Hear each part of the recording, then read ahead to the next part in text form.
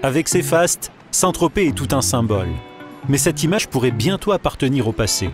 La cité du Bailly n'attirerait plus les riches pour leurs vacances et à la place, c'est un public bien plus populaire qui débarquerait en masse chaque été. On a vu apparaître des voyages organisés, des cars des pays de l'Est arriver avec le guide, avec la banderole et tous les gens qui suivent avec le parapluie et tout, ce qu'on n'avait jamais vu avant. Changement d'habitude chez les plus riches. Heureusement pour les commerçants locaux, Saint-Tropez peut compter sur son image et son histoire. La population a changé un petit peu.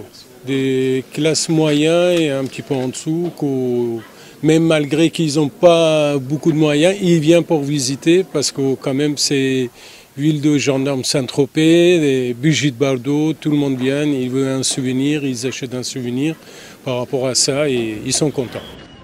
Alors Saint-Tropez doit s'adapter. Qui dit nouveau public, dit nouvelle demande.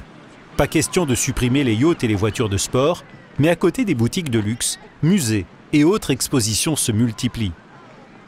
Le loisir, la culture, l'enrichissement de la connaissance est de plus en plus demandé par nos touristes, les touristes qui viennent dans le Var, par nos visiteurs.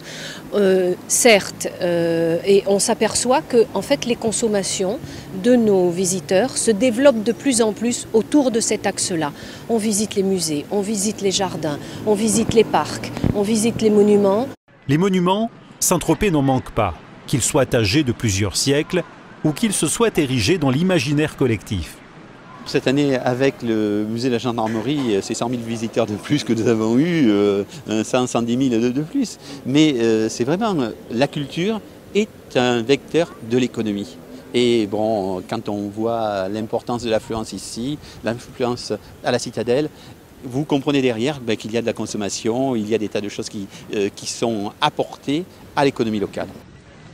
Pour la cité balnéaire, le pari était osé. Changer d'image en cultivant l'authenticité. Ce nouveau visage est peut-être en train de séduire. Saint-Tropez est en effet la ville qui a le moins souffert de la violente chute du tourisme en France.